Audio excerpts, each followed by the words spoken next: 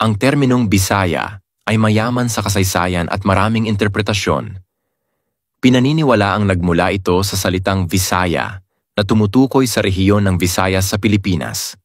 Ang salitang Visaya ay posibleng hango sa salitang Sanskrit na Vishaya na nangangahulugang rehiyon o lugar. May ilang historiador na nagsasabing maaring nagmula ang Bisaya sa salitang Biraya na tumutukoy sa mga taong naninirahan sa mga isla ng Visayas. Bukod dito, may mga tala mula sa mga Tsino noong ika-13 siglo na binanggit ang salitang Bixiaya o Pishaya na kumikilala sa presensya ng mga Bisaya sa rehiyon.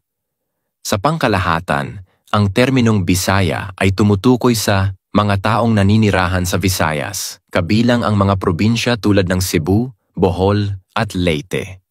Mga wika sa rehiyon, gaya ng Cebuano, Hiligaynon, Waray at Kinaraya. Kultura at tradisyon ng mga mamamayang Visaya.